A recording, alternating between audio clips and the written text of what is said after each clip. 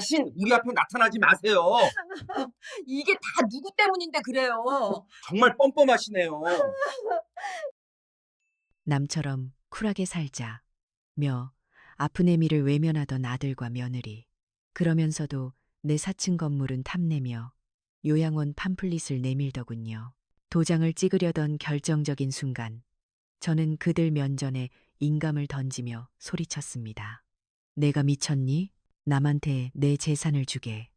폐륜 자식들에게 8억 소송을 걸고 당당한 인생 2막을 연 박순자 여사의 통쾌한 사이다 결말. 절대 놓치지 마세요. 경기도의 화려한 신도시. 밤이 되면 네온사인이 번쩍거리는 이 거리 한복판에 제 이름으로 된 4층짜리 상가 주택이 떡하니 서 있어요. 남들이 보면 그럴듯해 보이죠. 1층에는 요즘 젊은 사람들이 줄 서서 마신다는 프랜차이즈 카페가 들어와 있고 2층이랑 3층에는 병원이랑 학원이 꽉 차 있어서 공실 걱정도 없거든요. 매달 25일이면 통장에 월세가 꼬박꼬박 찍히니 동네 사람들은 저를 보고 걸어다니는 중소기업이라며 부러워들해요. 박 여사님은 좋겠네. 자식 농사보다 건물 농사가 최고지라며 아른 채 하는 사람들에게 저는 그저 웃어 보일 뿐이죠. 하지만 그 사람들이 알까요? 그 화려한 건물 꼭대기층, 주인 세대에 사는 제 저녁 밥상이 얼마나 초라한지를요. 오늘 저녁도 찬물에 밥 한 덩이 말아서 볶은 김치랑 대충 때우고 앉아 있어요. 입맛이 없어서라기보다는 혼자 먹는 밥상 차리기가 귀찮아서 그래요. 넓은 거실에 덩그러니 놓인 식탁이 운동장처럼 넓어 보이는데 거기 혼자 앉아 숟가락질하고 있으면 목구멍으로 밥이 넘어가는 게 아니라 모래알이 넘어가는 것 같거든요. 돈이 있으면 뭐 하나요? 마음이 이렇게 가난한데 나라에서는 제가 재산이 많다고 기초연금이고 뭐고 혜택은 하나도 줄 수 없다고 하는데 정작 저는 아파도 물 한 잔 떠다 줄 사람이 없어서 끙끙 앓아요. 벽에 걸린 달력을 보면 병원 예약 날짜는 빨간 동그라미로 빼곡한데 자식놈 오는 날은 표시조차 없네요. 제 유일한 바깥 세상과의 소통은 핸드폰 알림으로 뜨는 입금 완료 메시지뿐인 것 같아요. 참 아이러니하죠. 남들은 부자 독거노인이라 부르겠지만 제 속은 썩어 문드러진 고목나무나 다름없으니까요. 제가 처음부터 이렇게 살았던 건 아니에요. 남편이 일찍 세상을 뜨고 저는 갯벌이랑 시장통을 오가며 정말 억척같이 살았어요. 비린내 나는 생선 상자를 나르고 손이 트고 갈라져서 피가 나도 반창고 하나 대충 감고 일했어요. 내 몸에서 나는 생선 비린내가 싫어서 우리 아들 민호한테는 항상 최고급 로션 발라주고 메이커 옷만 입혔죠. 애비 없는 자식 소리 듣게 하기 싫어서 길을 쓰고 유학까지 보냈고요. 제 인생은 없었어요. 오직 민호 엄마로만 살았죠. 그렇게 금지옥엽 키운 아들이 돌아왔을 때 저는 이제 고생 끝 행복 시작인 줄 알았어요. 그런데 그게 아니더라고요. 우리 아들 민호 겉만 보면 번듯해요. 42살에 어디 가서 사장 소리 듣고 외제차 끌고 다니니까 남들은 성공한 줄 알죠. 하지만 애미 눈은 못 속여요. 그 속이 텅텅 비어 있다는 걸 제가 왜 모르겠어요. 귀국해서 사업한답시고 제 돈 가져다 날린 게 벌써 몇 번째인지 기억도 안 나요. 처음엔 커피숍 한다고 3억, 그 다음엔 무슨 IT 사업한다고 5억, 밑 빠진 독에 물 붓기가 딱 이런 꼴이죠.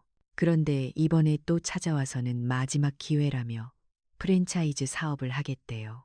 그러면서 은근슬쩍 이 건물을 담보로 대출을 받자거나 아예 자기 앞으로 명의를 넘겨달라고 조르기 시작하는데 이번엔 느낌이 좀 다르더라고요. 눈빛에 도끼가 서려 있다고 해야 하나 아니면 초조함이 보인다고 해야 하나. 거기에 며느리 지은이는 한술 더 떠요.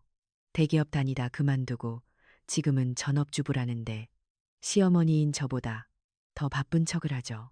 올 때마다 명품 가방 하나씩 새로 메고 와서는 어머니, 요즘 세법이 바뀌어서 증여세 공제 한도가 이슈래요.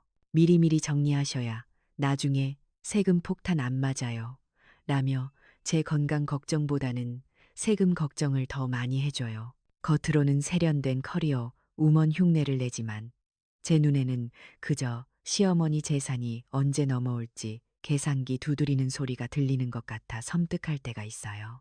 며느리란 사람은 시어머니 안색보다 등기부등 본상의 명의자 이름을 더 자주 들여다보는 것 같거든요. 그러다 며칠 전 새벽이었어요. 자다가 갑자기 가슴이 턱 막히는 거예요. 누가 무거운 바위로 가슴팍을 짓누르는 것 같고 숨이 안 쉬어지더라고요. 식은땀이 비 오듯 쏟아지는데 아 이러다 죽는구나 싶었죠. 덜덜 떨리는 손으로 119를 부르고 구급차에 실려가면서 아들한테 전화를 걸었어요. 보호자가 있어야 한다니까요. 그런데 신호음만 길게 가고 안 받더라고요. 새벽이시니까 자느라 못 받았을 수도 있죠. 그런데 응급실에 누워 링거를 맞으면서 아침에 다시 걸었는데도 연결이 안 되는 거예요. 간호사가 보호자분 언제 오세요? 라고 묻는데 대답할 말이 없어서 그냥 바쁜가 봐요. 제가 알아서 할게요. 하고 돌아누워 눈물만 훔쳤어요. 나중에야 연락이 닿은 아들이 뭐라고 했는지 아세요? 아, 엄마 미안해요. 중요한 비즈니스 미팅 때문에 핸드폰을 무음으로 해놨어요. 라고 하더라고요. 사업하는 사람이니 그럴 수 있다 치고 넘어가려 했어요. 그런데 며칠 뒤에 동네 미용실 원장이 제 핸드폰으로 뭘 보여주더라고요. 며느리 SNS였어요. 제가 응급실에 누워있던 그날 아들이랑 며느리가 친구 부부랑 골프장에 가서 찍은 사진이 떡하니 올라와 있더군요. 필드 위에서 환하게 웃으며 V자를 그리고 있는 아들놈 얼굴을 보는데 제 가슴 통증보다 더 날카로운 게 심장을 후벼 파는 것 같았어요. 비즈니스가 골프 치는 거였냐? 애미가 죽을지도 모르는 시간에 너는 공 치고 있었냐? 퇴원하고 나서 몸이 예전 같지 않더라고요. 협심증 진단을 받고 약을 한 주먹씩 먹게 되니까 겁이 덜컥 났어요. 이 넓은 집에서 혼자 쓰러져 죽으면 며칠 뒤에나 발견되는 건 아닌가 싶기도 하고요. 그래서 이번 주말에 아들 내외가 온다고 했을 때 큰맘 먹고 이야기를 좀 하려고 했어요. 이제 나도 늙고 병들었으니 같이 살거나 아니면 너희 집 근처로 이사를 가서라도 좀 가까이서 들여다봐 달라고요. 돈이 문제가 아니라 가족의 온기가 필요했으니까요. 아픈 몸을 이끌고 새벽부터 시장 가서 토종닭 사다가 삼계탕을 끓였어요. 인삼이랑 대추도 듬뿍 넣고 푹 고았죠. 아들놈, 골프 친 건 밉지만 그래도 내 새끼 입에 따뜻한 밥 들어가는 건 보고 싶으니까요. 그런데 현관문 열고 들어오는 아들 내외 손을 보니 기가 막히더군요. 과일 바구니 하나 없이 달랑 서류 봉투 하나 들고 들어오는 거예요. 식탁에 앉자마자 아들은 닭다리를 뜯기도 전에 서류 봉투부터 식탁 위에 턱하니 올려놓더라고요. 엄마, 내가 아는 세무사 형님 만나봤는데 지금이 타이밍이래요. 건물 시세 더 오르기 전에 증여해야 세금 아낀다고요. 엄마 노후는 우리가 확실하게 책임질 테니까 오늘 도장만 찍으세요. 그 말을 듣는데 끓여놓은 삼계탕 뚝배기가 식기도 전에 제 마음이 먼저 싸늘하게 식어버리는 것 같았어요. 어머니 몸은 좀 어떠세요? 라는 말 한마디가 그렇게 어려운 걸까요? 응급실 실려갔다는 소리 듣고도 골프 치던 놈들이 이제는 살 날이 얼마나 남았는지 계산하며 제 재산을 달라고 손을 내미네요. 며느리는 옆에서 어머니, 민호 씨, 이번 사업 진짜 확실해요. 어머니가 도와주시면 저희가 평생 효도할게요. 라며 맞장구를 치는데 그 눈빛이 어찌나 또렷하고 뻔뻔한지 마주보기가 힘들 정도였어요. 숟가락을 든 제 손이 미세하게 떨리는 걸 숨기려고 식탁 아래로 손을 내렸어요. 평생을 바쳐 키운 자식이 내 건강보다 내 돈을 더 궁금해한다는 사실을 확인하는 순간이었죠. 그래도 자식인데 설마 했던 기대가 와르르 무너지는 소리가 들리는 것 같았어요. 내가 아플 때 물 한 모금 안 떠주던 놈들이 이제 내 목숨줄 같은 건물을 내놓으라니.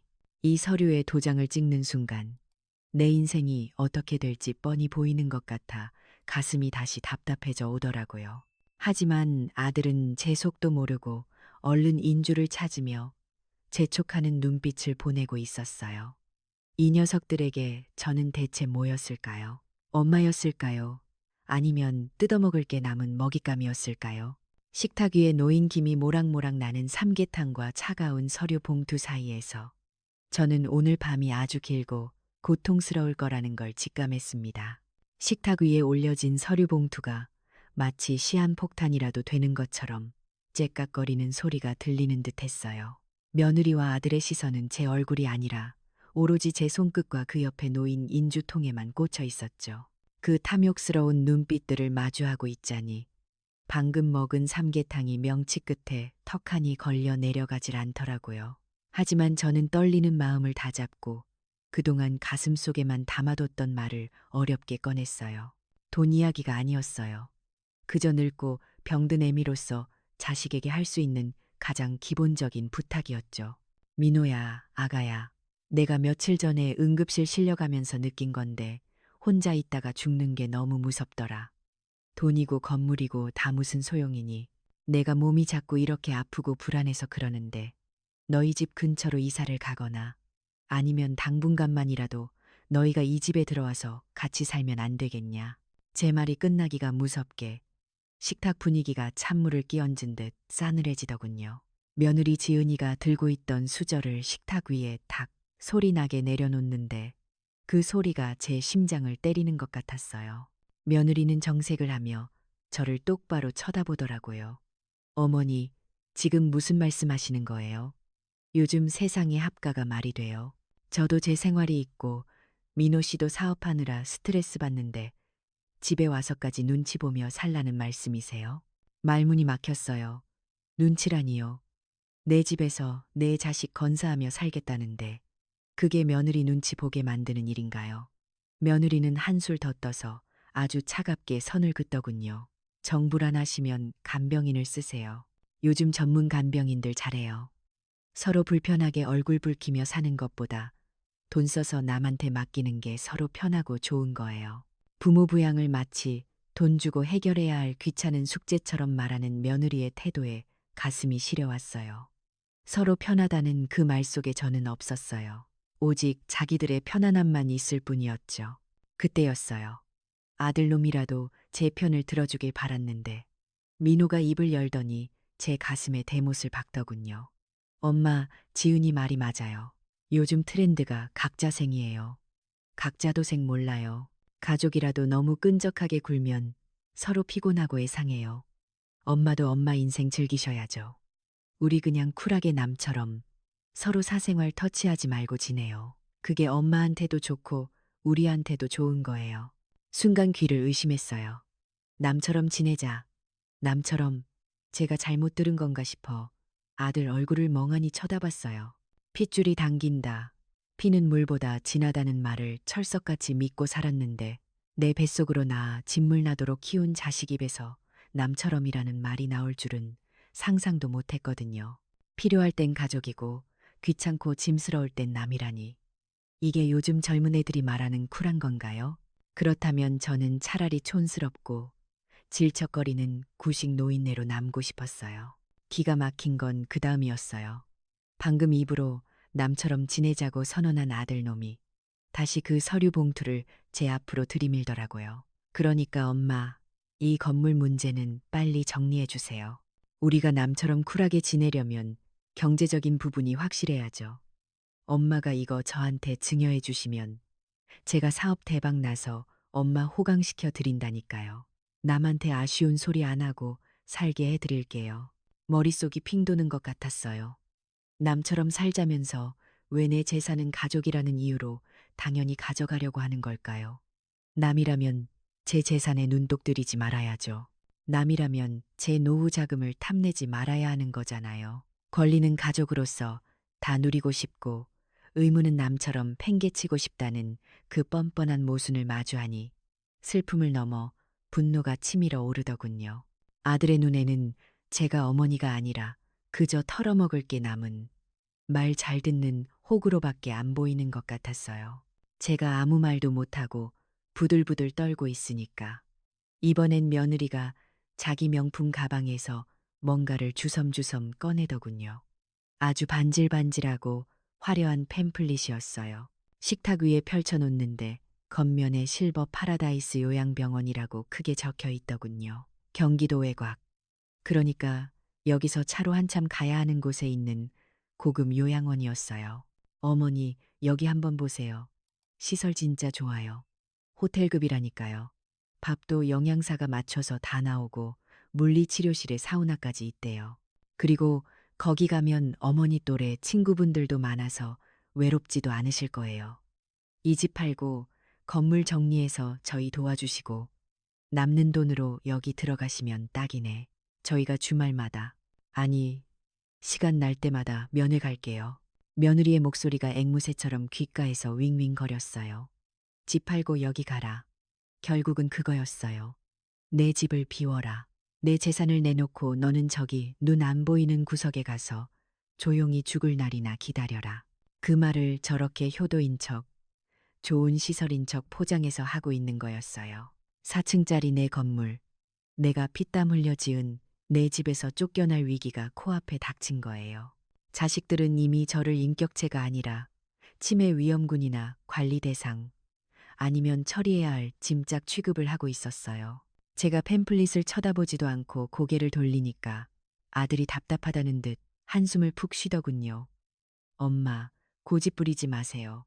우리가 다 알아서 알아본 거예요. 엄마 혼자 여기서 쓰러지면 누가 발견이나 할 줄 아세요. 그러니까 미리미리 준비하자는 거잖아요. 남처럼 쿨하게 서로 짐되지 말자고요. 짐. 아들 입에서 나온 그 한 글자가 제 심장을 갈갈이 찢어놓는 것 같았어요. 내가 너를 어떻게 키웠는데, 네가 아플 때 밤새 업고 뛰고 내 입에 들어갈 거 안 먹고 너 먹이며 키웠는데, 이제 늙고 병든 애미가 너한테는 그저 치워버려야 할 짐이구나. 그들은 제가 도장을 찍지 않고 버티자 생각 좀 해보세요. 이게 다 엄마를 위한 최선의 길이에요. 라는 말을 남기고 자리에서 일어났어요. 서류 봉투와 그 요양원 팸플릿은 식탁 위에 그대로 둔 채로요. 현관문이 닫히고 도어락 잠기는 소리가 철컥하고 나는데 그 소리가 마치 제 인생의 문이 닫히는 소리처럼 들렸어요. 텅 빈 거실에 덩그러니 남겨진 저는 한동안 꼼짝도 할 수가 없었어요. 식탁 위에는 식어버린 삼계탕 기름이 하얗게 굳어가고 있었죠. 마치 제 마음처럼요. 그 넓은 집이 무덤 속처럼 고요하고 차갑게 느껴졌어요. 귓가에는 아까 아들이 했던 말이 환청처럼 계속 맴돌았어요. 쿨하게 남처럼 지내요. 비틀거리며 안방으로 들어갔어요. 벽에 걸린 남편의 영정 사진이 저를 내려다보고 있더군요. 그 사진을 붙들고 주저앉아 참았던 울음을 터뜨렸어요. 여보, 내가 잘못했어. 내가 자식을 잘못 키웠어. 우리가 금지옥엽 키운 우리 민호가 괴물이 되어버렸어. 나보고 남처럼 살제. 돈만 내놓고 꺼지래. 여보, 나 이제 어떡해. 너무 무섭고 너무 억울해서 미칠 것만 같아. 그날 밤 저는 뜬 눈으로 밤을 지새웠어요. 공포였어요. 죽음보다 더 큰 공포. 내 뱃속으로 낳은 자식이 나를 버리려 한다는 사실. 그리고 그들이 내 모든 것을 뺏어가고 나면 정말로 나를 헌신작처럼 내다 버릴 거라는 확신이 들었으니까요. 남처럼 지내자는 그 말이 저를 각성시켰어요. 그래, 남이라면 남한테는 어떻게 해야 하는 거지. 배신감의 치가 떨리면서도 한편으로는 정신이 번쩍 들었어요. 이대로 당하고만 있을 수는 없다는 생각이 차가운 새벽 공기와 함께 스멀스멀 피어올랐습니다. 며칠 동안 알아누웠어요. 몸살인지 마음의 병인지 모를 고열에 시달리며 식은땀을 뻘뻘 흘렸죠. 약을 먹어야 하는데 물 한 모금 떠 마실 힘이 없더라고요. 냉장고에는 며칠 전 끓여둔 삼계탕이 상해서 쉰냄새를 풍기고 있었고요. 서러움이 복받쳐 올라서 덜덜 떨리는 손으로 아들에게 전화를 걸었어요. 그래도 자식인데 애미가 아프다는데 죽 한 그릇은 사다 주겠지 싶었거든요. 신호음이 한참을 가더니 민호가 전화를 받더라고요. 목소리가 꽤나 시끄러운 게 어디 술집에라도 있는 것 같았어요. 엄마 왜요? 또 무슨 일 있어요? 귀찮음이 뚝뚝 묻어나는 그 말투에 가슴이 철렁했지만 꾹 참고 말했죠. 민호야, 애미가 몸살이 났는지 꼼짝을 못하겠다. 죽 좀 사다 주고 약 좀 챙겨주면 안 되겠니? 그랬더니 아들이 뭐라고 했는지 아세요? 아, 엄마, 저 지금 바빠요. 친구들이랑 모임 중이라고요. 요즘 배달 앱 다 있잖아요. 그거 쓰세요. 터치 몇 번이면 문 앞까지 배달 오는데 왜 굳이 저를 부르세요? 하더라고요. 제가 스마트폰으로 전화 걸고 문자 보내는 것만 겨우 하는데 그 복잡한 배달 앱을 어떻게 쓰나요? 나 그거 할 줄 모른다. 눈도 침침하고. 라고 했더니 아들이 짜증을 확 내는 거예요. 엄마, 연습 좀 하세요. 언제까지 아들한테 의존하실 거예요? 저번에 말했잖아요. 쿨하게 남처럼 지내기 연습하시라고요. 그런 사소한 건 스스로 해결하는 게 각자 생의 기본이에요. 나중에 다시 걸게요. 뚝. 전화가 끊겼어요. 멍하니 전화기를 들고 있는데 눈앞이 흐릿해지더라고요. 70다 된 늙은 애미가 아파서 굶고 있다는데 아들은 술 마시면서 남처럼 지내기 연습이나 하라고 훈계를 하네요. 그 배달 앱이라는 게 젊은 사람들한테는 편리한 도구겠지만 저 같은 노인네한테는 밥줄을 끊어놓는 벽이나 다름없어요. 현대적인 라이프 스타일, 운운하면서 사실은 늙고 병든 부모를 귀찮은 짐짝 취급하며 방치하는 것. 이게 정서적 학대가 아니면 뭐겠어요. 그 차가운 기계음보다 아들의 연습 좀 하세요. 라는 말이 더 춥고 매섭게 제 뼈마디를 파고들었습니다. 겨우겨우 물을 끓여서 밥 한 숟가락 말아먹고 억지로 기운을 차려 동네 미용실에 갔어요. 집에만 있으면 우울증 걸려 죽을 것 같아서요. 미용실 원장이 저를 보더니 어머, 박 여사님 얼굴이 왜 이렇게 반쪽이 됐어? 하며 걱정을 해주더라고요. 그러면서 스마트폰을 들이미는데 거기 며느리 SNS가 띄워져 있었어요. 며느리가 아주 효부네 효부. 시어머니 생각하는 마음이 끔찍해. 원장이 보여준 사진을 보고 저는 제 눈을 의심했어요. 며느리 지은이가 명품 가방을 맨 채 환하게 웃고 있는 사진 밑에 이런 글이 적혀 있더라고요. 우리 시어머니 건물 증여받으면 싹 리모델링해서 갤러리 카페 차려야지. 어머니 노후는 내가 책임진다. 효도 선물, 미리 받는 유산, 능력 있는 며느리, 10월드 탈출. 해시태그라는 게 뭔지 잘 모르지만 그 밑에 달린 댓글들은 가관이었어요. 친구들이 부럽다. 시어머니가 건물주라니, 로또네. 얼른 받아서 우리 아지트 만들자. 하며 난리법석을 떨고 있었죠. 정작 시어머니인 저는 집에서 알아누워 죽 한 그릇 못 얻어먹고 있는데 며느리는 벌써 제 건물을 자기 것인 양 떠들고 다니며 효부 코스프레를 하고 있었던 거예요. 사람들 앞에서는 어머니 노후 책임진다며 세상둘도 없는 며느리인 척하고 뒤로는 남처럼 지내자며 시어머니를 방치하는 그 이중성. 소름이 돋다 못해 구역질이 날 것 같았어요. 미용실 원장은 아무것도 모르고 며느리한테 카페 차려주면 거기서 커피도 마시고 좋겠네. 라며 부러워했지만 제 속은 시꺼멓게 타들어가고 있었죠. 저것들이 내 건물을 뺏어가려고 아주 작정을 했구나.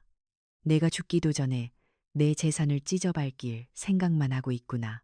하지만 진짜 충격은 그날 밤에 찾아왔어요.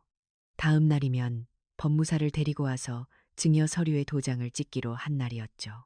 잠이 안 와서 거실에 앉아 있는데 아들한테 전화가 왔어요. 받으려고 폴더를 여는 순간 아들의 목소리가 들리는데 저한테 하는 말이 아니더라고요. 아마 주머니 속에서 버튼이 잘못 눌려서 전화가 걸린 모양이었어요. 야, 김 실장, 걱정 마. 내일이면 다 끝나. 우리 엄마. 에이, 그 늙은이가 뭘 알겠냐. 남처럼 살자니까 진짜 쫄아가지고 도장 찍어준다더라. 사만일. 술에 취한 아들의 목소리가 스피커폰을 통해 적나라하게 흘러나왔어요. 도장만 찍으면 그 건물 바로 담보 잡아서 코인빚부터 갚아야지. 그리고 엄마는 저기 경기도 구석 요양원에 처박아 두면 돼. 밥 주고 재워주는데 뭐가 불만이겠어. 집 한 돈으로 나도 좀 살아야지. 지긋지긋한 늙은이 수발드는 것도 이제 끝이다. 전화기 너머로 아들과 친구들의 낄낄거리는 웃음소리가 들려왔어요. 저는 숨을 쉴 수가 없었어요. 심장이 멈춘 것 같았죠. 마지막 일말의 기대. 그래도 내 아들인데 설마 나를 버리겠나 했던 그 멍청한 믿음이 산산조각 나는 순간이었어요.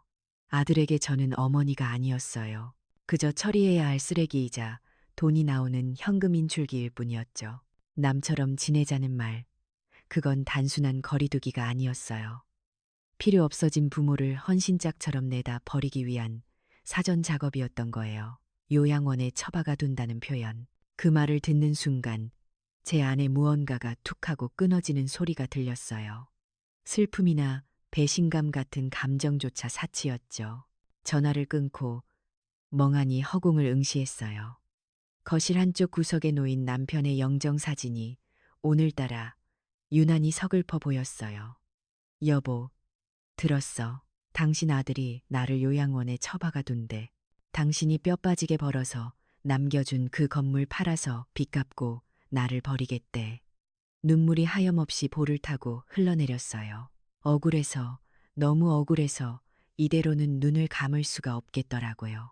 내가 어떻게 살았는데 시장 바닥에서 생선 비린내 뒤집어쓰며 10원 한 장 아껴가며 모은 재산인데 그걸 저런 폐륜한 놈들한테 뺏기고 쪽방 같은 요양원에서 쓸쓸하게 죽어가야 한다니.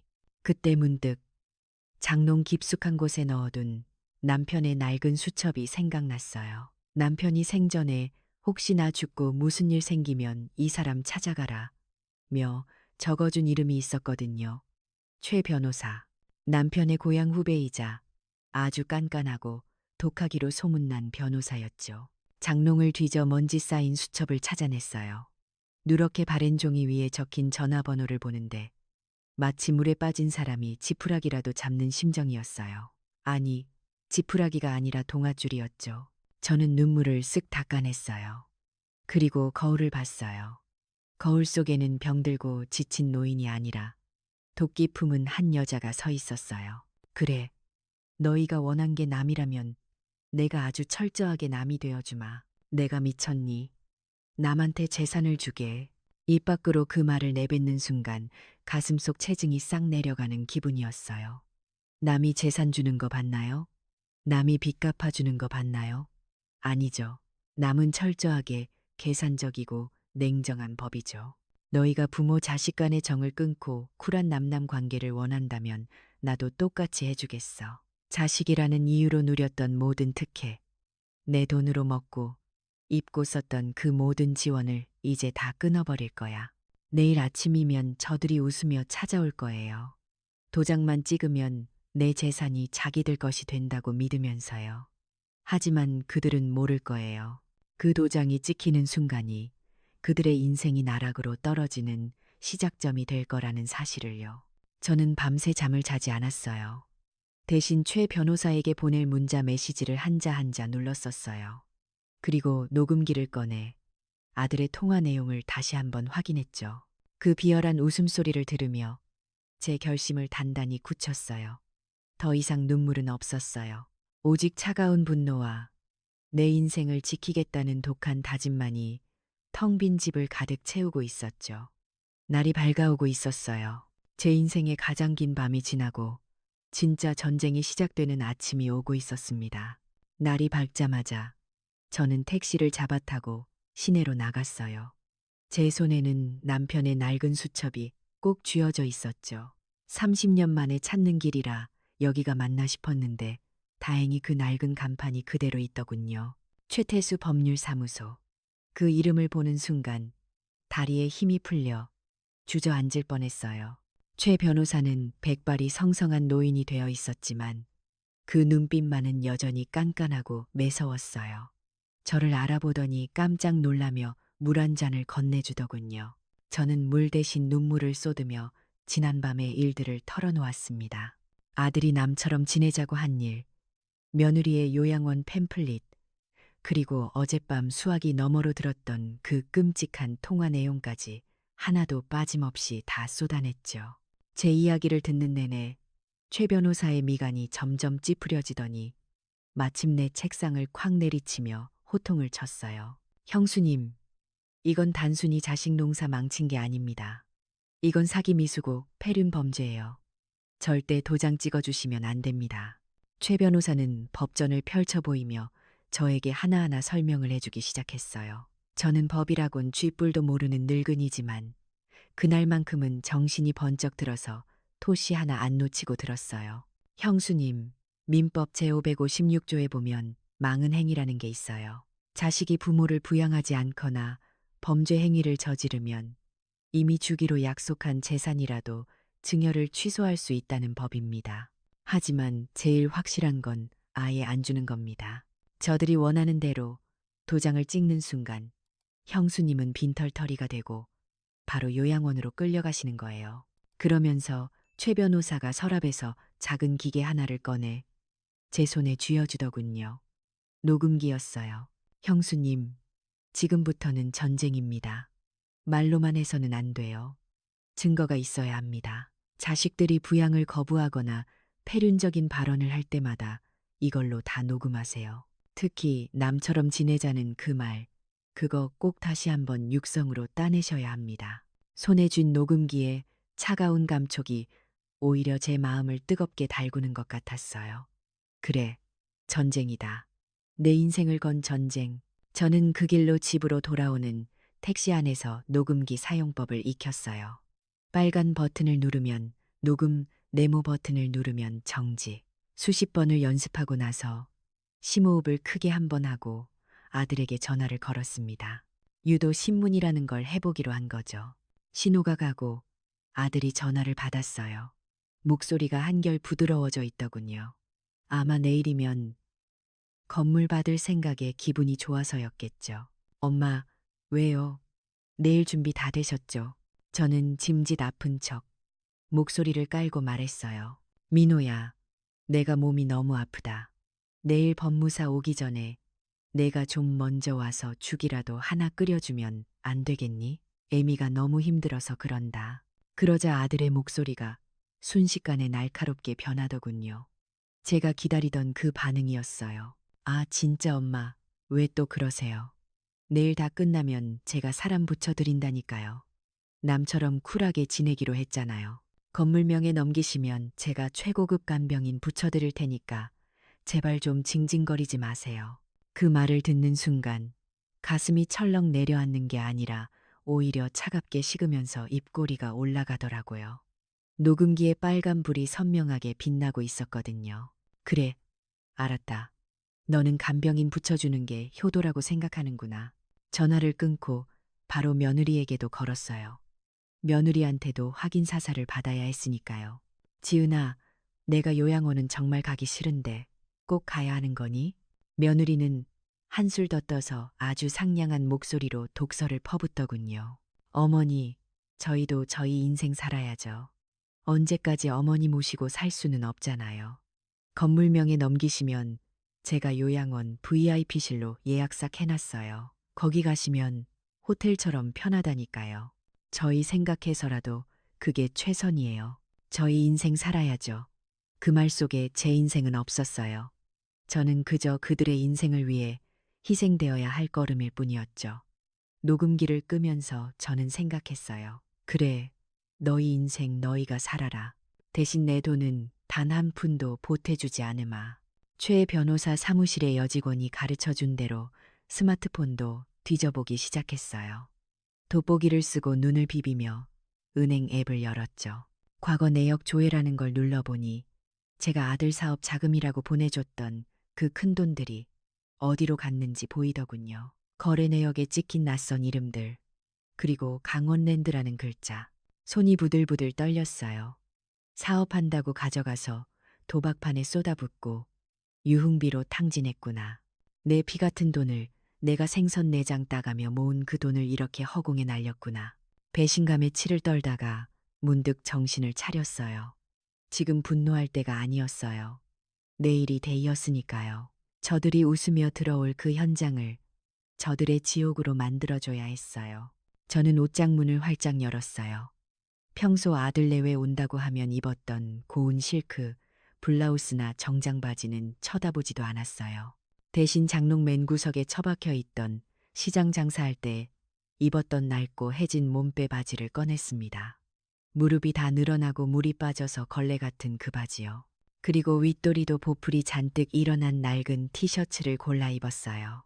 거울 속에 비친 제 모습은 영락없이 돈 없고 힘없는 시장 할머니였죠. 하지만 눈빛만은 형형하게 살아 있었어요. 이게 진짜 나다. 너희가 쪽팔려 하고 무시하던 생선 비린내 나는 김말순이다. 내 돈은 탐내면서 나는 부끄러워하는 너희들에게 딱 어울리는 모습이지 않니? 부엌으로 가서 찬장에서 그릇들을 꺼냈어요. 내일 아침 아들 내외가 오면 앉을 식탁 위에 밥그릇과 국그릇을 세팅했습니다. 아주 정갈하게요. 하지만 그 그릇 안에는 아무것도 담지 않았어요. 텅 빈 밥그릇, 텅 빈 국그릇, 수저는 며느리 자리에만 놨어요. 그것도 짝이 안 맞는 낡은 쇠숟가락으로요. 이게 너희가 받게 될 유산이다. 빈 껍데기, 너희가 나를 껍데기 취급했으니 나도 너희에게 줄 건 이 빈 그릇뿐이라는 걸 보여줄 생각이었죠. 밤이 깊어가는데 잠이 오지 않았어요. 거실에 앉아 녹음기를 만지작거리며 내일 할 말들을 되뇌어 봤어요. 심장이 쿵쿵 뛰었지만 무서워서가 아니었어요. 드디어 내 인생을 찾을 수 있다는, 이 지긋지긋한 착취의 고리를 끊어낼 수 있다는 묘한 흥분 때문이었죠. 창밖으로 동이 트기 시작했어요. 이제 몇 시간 뒤면 저들이 하이에나처럼 몰려올 거예요. 인감 도장을 찾으며 침을 흘리겠죠. 하지만 그들이 보게 될 건 도장이 아니라 이 애미의 진짜 얼굴일 거예요. 와라. 와서 너희의 그 추악한 본색을 마음껏 드러내봐라. 내가 그 대가를 똑똑히 치르게 해주마. 저는 빈 밥그릇을 내려다보며 차가운 미소를 지었습니다. 내일 아침 밥상은 그 어느 때보다 화려할 거예요. 그들의 탐욕과 배신이 주메뉴가 될 테니까요. 딩동. 초인종 소리가 울리자마자 쿵쾅거리는 심장을 누르며 현관문을 열었어요. 아니나 다를까 아들 내외가 문을 열자마자 밀물처럼 들이닥치더군요. 뒤에는 양복을 쫙 빼입은 법무사까지 대동하고 말이죠. 아들 민호의 얼굴에는 번들번들 기름기가 흐르고 며느리 지은이는 마치 로또라도 당첨된 사람처럼 입이 귀에 걸려 있었어요. 제 낡은 몸빼 바지와 보풀 일어난 티셔츠를 보고 잠깐 멈칫하는 것 같더니 이내 무시하고 거실로 성큼성큼 들어오더군요. 아이고, 우리 엄마 준비 다 하셨네. 오늘따라 일찍 일어나셨어요? 아들은 콧노래까지 흥얼거리며 식탁 의자를 끌어당겨 앉았어요. 식탁 위에 놓인 텅 빈 밥그릇과 국그릇은 보이지도 않는 모양이었죠. 그저 제 손에 들려있을 인감도장만 찾느라 눈이 바쁘게 돌아가더라고요. 며느리는 옆에서 법무사가 내민 두툼한 서류 뭉치를 챙기느라 정신이 없었고요. 어머니, 여기. 이 부분에 도장만 찍으시면 돼요. 인감증명서는 저희가 발급받아 왔으니까 걱정 마시고요. 며느리가 빨간 인주 뚜껑을 열어 제 앞으로 쓱 밀어놓더군요. 그 손길이 어찌나 잽싸고 능숙하던지 마치 훈련받은 사기꾼 같았어요. 법무사 양반은 근엄한 표정으로 자, 박순자 여사님, 이 건물 증여 계약에 동의하시면 여기에 날인 부탁드립니다. 라고 거들고요. 저는 주머니 속에서 만지작거리던 인감도장을 천천히 꺼냈어요. 그 도장을 보는 순간 아들과 며느리의 눈빛이 탐욕으로 이글거리는 게 느껴졌어요. 마치 굶주린 하이에나가 고기를 눈앞에 둔 것처럼요. 그들의 숨소리마저 거칠어지는 것 같았죠. 자, 찍으세요. 얼른요. 이거 찍고 나서 우리 맛있는 거 먹으러 가요. 제가 호텔 뷔페 쏠게요. 아들이 침을 꿀꺽 삼키며 재촉했어요. 저는 도장을 쥔 손을 서류 위로 가져갔어요. 그리고 도장을 찍으려는 척하다가 툭 식탁 위로 도장을 떨어뜨려 버렸습니다. 아주 무심하게요. 그 작은 소리에 거실에 정적이 흘렀어요. 아들이 눈을 동그랗게 뜨고 엄마, 왜 그래요? 손이 미끄러졌어요. 하며 도장을 집어주려 하더군요. 저는 그 손을 쳐냈어요. 그리고 아주 차갑고 낮은 목소리로 입을 열었습니다. 근데 가만 생각해 보니까 내가 미쳤니? 남한테 이 비싼 재산을 주게. 순간 시간이 멈춘 것 같았어요. 아들은 입을 벌린 채 멍하니 저를 쳐다보고 며느리는 들고 있던 볼펜을 떨어뜨렸죠. 법무사 양반도 안경을 고쳤으며 당황한 기색이 역력했고요. 엄마, 그게 무슨 소리예요? 남이라니요. 우리가 왜 남이에요? 엄마 아들 민우잖아요. 아들이 더듬거리며 말했어요. 얼굴이 불그락푸르락 변해가면서요. 저는 식탁 밑에 숨겨뒀던 녹음기를 꺼내 재생 버튼을 눌렀습니다. 치지직. 쿨하게 남처럼 지내요. 서로 사생활 터치하지 말고. 아들의 목소리가 거실에 쩌렁쩌렁 울려 퍼졌어요. 이어서 며느리의 목소리도 나왔죠. 저희도 저희 인생 살아야죠. 언제까지 어머니 모시고 살 수는 없잖아요. 녹음기에서 흘러나오는 자신들의 목소리를 듣는 두 사람의 표정은 정말 가관이었어요. 마치 귀신이라도 본 것처럼 하얗게 질리더군요.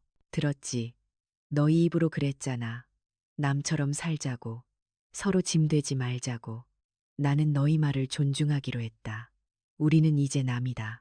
생판 남한테 50억짜리 건물을 주는 미친 노인네가 세상에 어디 있겠니? 제가 또박또박 말하자 아들이 벌떡 일어나며 소리를 질렀어요. 아, 엄마. 그거랑 이건 다르죠. 말꼬리 잡지 마세요. 우리가 남처럼 지내자는 건 서로 프라이버시 지키자는 거지. 진짜 인연 끊자는 게 아니잖아요. 프라이버시. 그래. 내 프라이버시는 내 재산을 내 마음대로 하는 거다. 너희는 내 돈으로 사업비 갚고 나를 요양원에 처박아 두는 게 프라이버시라고 생각했겠지만 내 생각은 다르다. 내 돈은 나를 위해 쓸 거야. 너희 빚, 너희가 알아서 해라. 요양원, 내가 알아서 간다. 너희 도움 필요 없다. 그러자 며느리가 악을 쓰며 달려들었어요. 어머니, 이러시는 게 어디 있어요. 약속하셨잖아요. 오늘 도장 찍기로 해놓고 이제 와서 딴소리하면 어떡해요. 저희 민호 씨 사업 자금 어떡하라고요. 드디어 본색이 드러나더군요. 효도니, 노후 책임이니 하는 말은 쏙 들어가고 돈 타령만 늘어놓는 꼴이라니. 약속? 내가 언제 약속했니? 너희가 강요했지. 그리고 약속했다 쳐도 너희가 나를 속이고 기만했는데 그 약속이 유효하겠니? 내가 모를 줄 알았냐. 강원랜드 가서 내 돈 다 날리고 내 건물 팔아서 코인빚 갚으려는 수작 부리는 거. 제가 강원랜드 이야기를 꺼내자 아들은 완전히 이성을 잃었어요. 얼굴이 시뻘개지더니 식탁을 발로 뻥 차고 서류 뭉치를 집어던지며 난동을 부리기 시작했죠. 그야말로 개거품을 물고 발광하는 꼴이었어요. 이 늙은이가 진짜 노망났나. 치매야. 치매 걸려서 헛소리하는 거야. 내놔. 도장 내놓으라고. 아들이 저한테 달려들려는 순간 안방 문이 열리며 누군가 걸어 나왔어요. 최 변호사였죠. 거기까지 하시죠. 이민호 씨. 양복 입은 노신사가 위험 있게 등장하자 아들은 멈칫했어요. 당신 뭐야? 남의 집에서 뭐 하는 거야? 박순자 여사님의 법률 대리인 최태수 변호사입니다. 방금 당신이 어머니에게 행패 부리는 거, 그리고 과거에 했던 폐륜적인 발언들 다 증거로 확보했습니다. 민법 제556조에 따라 이 증여 계약은 원천 무효입니다. 아니, 애초에 성립된 적도 없죠. 최 변호사는 아들 앞에 서류 한 장을 들이밀었어요. 그리고 이건 불효에 의한 기증여 재산 반환 소송 소장입니다. 당신이 그동안 어머니 속여서 가져간 사업 자금 8억, 그리고 도박 자금으로 탕진한 돈들 전부 반환 청구할 겁니다. 사기죄 고소도 검토 중이니까 경찰서 갈 준비하시는 게 좋을 겁니다. 법이라는 말, 소송이라는 말, 경찰서라는 말이 나오자 기세등등하던 아들의 다리가 후들거리는 게 보였어요. 며느리는 어머니 이러지 마세요. 저희 진짜 망해요. 길거리에 나앉으란 말씀이세요? 하며 제 바지가랑이를 잡고 늘어지더군요. 저는 그 손을 매몰차게 뿌리쳤어요. 망하든 흥하든 그건 남인네가 알 바 아니다. 길거리에 나앉아 너희는 나를 요양원에 처박아 두고 떵떵거리며 살 생각이었잖아. 내가 겪을 뻔한 지옥을 너희가 겪는다고 생각하니 억울하냐? 제 목소리는 떨리지 않았어요. 오히려 평생 처음 느껴보는 통쾌함에 가슴이 벅차올랐죠. 나가라. 당장 내 집에서 나가. 더 이상 내 집에 낯선 사람들 들이기 싫다. 제가 소리치자 미리 대기하고 있던 경비업체 직원 2명이 들어와 아들과 며느리의 팔을 양쪽에서 잡았어요. 놓으라고. 이거 안 나. 엄마, 엄마. 아들은 끌려나가면서도 끝까지 저를 불렀어요. 예전 같았으면 그 목소리에 마음이 약해져서 눈물 흘렸겠지만 지금은 아니었어요. 저 목소리는 아들의 목소리가 아니라 돈줄이 끊긴 악마의 비명소리로 들렸으니까요. 어머니, 잘못했어요. 한 번만 봐주세요. 며느리의 통곡 소리도 제 귀에는 들어오지 않았어요. 그들이 현관 밖으로 끌려나가는 모습을 지켜보며 저는 천천히 걸어가 현관문을 쾅 하고 닫았습니다. 철커덕, 도어락이 잠기는 소리가 그 어느 때보다 경쾌하게 들렸어요. 문 너머에서 쿵쿵거리며 문을 두드리는 소리, 악을 쓰는 소리가 들려왔지만 저는 뒤도 돌아보지 않았습니다. 거실 한가운데 서서 크게 숨을 들이마셨어요. 평생을 짓눌러왔던 무거운 짐이 싹 사라진 기분이었죠. 식탁 위에 흩어진 서류들, 엎어진 빈 밥그릇들이 보였어요. 최 변호사가 저에게 다가와 어깨를 토닥여 주더군요. 형수님, 고생하셨습니다. 아주 잘하셨어요. 고맙습니다, 최 변호사님. 덕분에 살았어요. 진짜 살았어요. 저는 주저앉아 엉엉 울었어요. 슬퍼서 우는 게 아니었어요. 너무 후련해서 내 자신이 너무 대견해서 나오는 눈물이었죠. 평생 자식 눈치 보느라 자식이 죽을까봐 전전긍긍하며 살았던 지난 날들이 주마등처럼 스쳐 지나갔어요. 이제는 아니에요. 이제는 누구의 엄마도 누구의 시어머니도 아닌 그냥 박순자로 살 거예요. 창밖을 보니 햇살이 쨍하게 비치고 있었어요. 어제까지만 해도 저 햇살이 서럽게만 느껴졌는데 오늘은 저를 축복해주는 조명처럼 보이더군요. 자, 이제 청소나 해야겠네요. 더러운 것들이 다녀갔으니 싹 치워야지. 저는 눈물을 쓱 닦고 일어났어요. 빗자루를 들고 거실을 쓸어내기 시작했습니다. 마치 내 인생의 찌꺼기들을 다 쓸어버리듯이요. 쓱싹, 쓱싹, 빗자루질 소리가 콧노래처럼 경쾌하게 거실을 채웠습니다. 며칠이 지났을까요? 집 앞이 시끌시끌해서 인터폰 화면을 켰더니 예상했던 불청객들이 와 있더군요. 며칠 전까지만 해도 기세등등하게 인감도장을 요구하던 아들과 며느리였는데 지금 꼴은 정말이지 가관이었습니다. 아들은 수염도 못 깎고 칠한 눈으로 대문을 두드리고 있었고 명품으로 휘감았던 며느리는 화장기 없는 창백한 얼굴로 옆에서 훌쩍거리고 있더라고요. 최 변호사가 보낸 소장이 도착한 모양이었습니다. 8억 반환 소송의 사기죄 고소까지 들어갔으니 이제 정말 끝장이라는 걸 알았겠죠. 빚쟁이들에게 시달리다 못해 결국 마지막 동아줄인 저에게 다시 매달리러 온 겁니다. 그들은 대문 앞에서 무릎을 꿇고 애원하기 시작했어요. 인터폰 너머로 들리는 목소리가 어찌나 처절하던지 지나가던 동네 개가 웃을 지경이었죠. 어머니 잘못했어요. 우리가 잠시 미쳤었나 봐요. 다시는 남처럼 안 살게요. 제발 한 번만 용서해 주세요. 아들은 대문에 이마를 베더가며 울부짖더군요. 예전 같았으면 그 모습에 가슴이 미어지고 당장 뛰어나가 문을 열어줬을지도 몰라요. 하지만 지금은 아니었어요. 그들의 눈물은 반성의 눈물이 아니라 돈줄 끊긴 자들의 공포와 악어의 눈물이라는 걸 너무나 잘 알고 있었으니까요. 저는 수화기를 들고 아주 차분하게 그리고 또렷하게 말했습니다. 얘들아, 나는 너희가 제안한 대로 남처럼 살아보니까 이렇게 편하고 좋을 수가 없구나. 너희 빚 걱정 안 해도 되고 며느리 눈치 안 봐도 되고 내 돈 내 마음대로 쓰니 이게 천국이지 뭐니. 그러니 너희도 약속대로 계속 쿨하게 살아라. 나는 다시 끈적한 가족으로 돌아갈 생각이 눈꼽만큼도 없단다. 제 말이 끝나자마자 아들이 절규하듯 엄마를 불렀지만 저는 미련 없이 인터폰을 꺼버렸어요. 그러자 밖에서 기가 막힌 상황이 벌어지더군요. 조금 전까지 같이 빌던 부부가 서로 멱살을 잡고 싸우기 시작한 거예요. 며느리는 너네 엄마가 돈 안 준다잖아. 이제 어쩔 거야. 내 인생 물어내. 하며 악을 쓰고 아들은 내가 요양원 보내자고 바람만 안 넣었어도 도장은 찍어줬을 거 아냐 하며 서로 남 탓을 해대더라고요.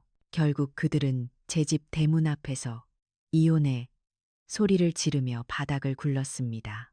경찰차가 와서 그들을 끌고 갈 때까지 저는 커튼 뒤에서 그 추태를 지켜보며 혀를 찼어요. 돈 보고 뭉친 가짜 가족의 말로가 어떤 건지 아주 생생한 교육 현장이었죠.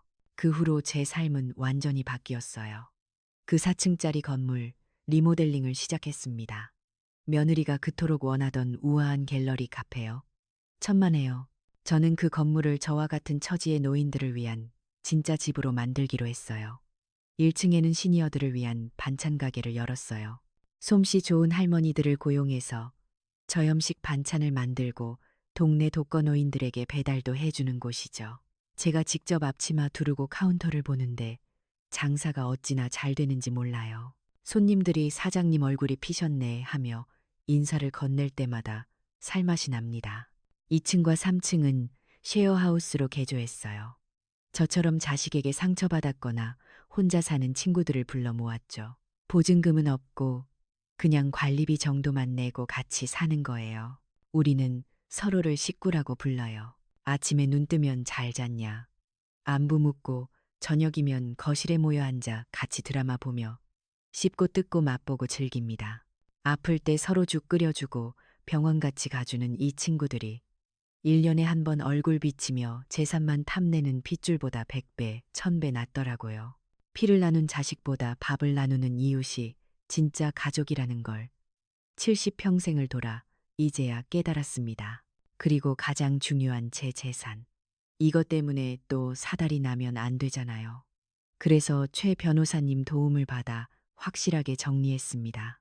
재산의 일부는 독거노인 지원재단에 기부했고 남은 알짜배기 재산은 전액 유언대용 신탁이라는 것에 맡겼어요. 이게 참 좋더라고요. 제가 살아있는 동안에는 제가 마음대로 돈을 쓰고 제가 죽은 뒤에는 제가 지정한 곳으로 기부되거나 쓰이도록 법적으로 딱 묶어두는 거예요. 그러니 나중에 아들놈이 와서 유류분이니 뭐니 소송을 걸어도 한 푼도 못 가져가게 막아버린 거죠. 이제 제 돈은 저를 지켜주는 가장 든든한 갑옷이자 저를 사랑해주는 사람들을 위한 선물이 되었습니다. 오늘은 날씨가 참 좋네요. 친구들이랑 일본 온천 여행을 가기로 한 날이거든요. 거울 앞에 서서 화려한 꽃무늬 원피스를 입고 백화점에서 큰맘 먹고 산 명품 선글라스도 꼈습니다. 거울 속의 박순자는 더 이상 자식 눈치 보며 몸빼 바지나 입던 초라한 노인이 아니에요. 내 인생의 주인으로 당당하게 서 있는 멋진 신여성이죠. 여행 가방을 끌고 현관을 나서는데 발걸음이 깃털처럼 가벼워요.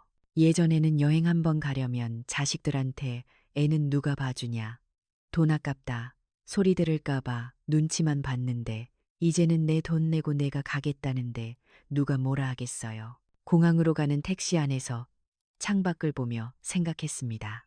자식 농사는 흉작도 이런 흉작이 없지만 내 인생 농사는 이제부터 대풍년이라고요. 늦게라도 깨달아서 얼마나 다행인지 몰라요. 만약 그때 그 도장을 찍어줬다면 저는 지금쯤 차가운 요양원 침대에 누워 천장만 바라보며 죽을 날만 기다리고 있었겠죠. 생각만 해도 끔찍합니다. 이 방송을 듣고 계신 여러분, 특히 저와 같은 연배의 어머님들께 꼭 드리고 싶은 말씀이 있어요. 자식한테 올인하지 마세요. 내 모든 걸 주면 자식이 알아주겠지 하는 생각, 그거 착각입니다. 자식은 내 인생의 보너스일 뿐 내 인생의 전부가 되어서는 안 돼요. 당신의 노후는 자식이 아니라 당신이 쥐고 있는 통장과 당신의 건강한 멘탈이 지켜주는 겁니다. 이기적이라고요? 아니요. 그게 현명한 겁니다. 내가 행복해야 자식한테도 짐이 안 되는 법이니까요. 물론 제 아들놈처럼 짐이 되기 싫다고 부모를 버리려는 놈들도 있지만 그럴수록 더더욱 내 것은 내가 꽉 쥐고 있어야 합니다. 공항에 도착해서 친구들을 만났어요. 다들 소녀처럼 들떠서 호흡갈깔 난리가 났네요. 우리가 건배 하고 외칠 때 제가 요즘 밀고 있는 유행어를 선창하기로 했어요. 우리 동네 노인정에서도 아주 인기 만점인 구호거든요. 제가 선창할 테니 여러분도 마음속으로 한번 따라 해보세요. 내가 미쳤니? 남한테 재산을 주게. 하아, 정말 속이 다 시원하지 않습니까? 그래요. 저는 미치지 않았습니다. 아주 제정신으로 남이 된 자식들에게 10원 한 장 안 주고 제 인생을 즐기러 갑니다. 이 화려한 독거 생활, 진짜 내 인생은 지금부터가 시작이니까요. 자, 그럼 저는 이만 비행기 타러 갑니다. 다들 건강하시고 부디 현명하게 그리고 이기적으로 행복해지세요. 박순자님의 통쾌한 결단은 우리에게 중요한 사실을 일깨워 줍니다. 자식은 결코 내 노후의 보험이 될 수 없다는 것이죠. 내 자존감을 지키는 가장 든든한 힘은 결국 경제력과 나를 사랑하는 마음에서 나옵니다. 무조건적인 희생 대신 스스로의 행복을 선택한 그녀의 당당한 홀로서기가 참 멋지지 않나요?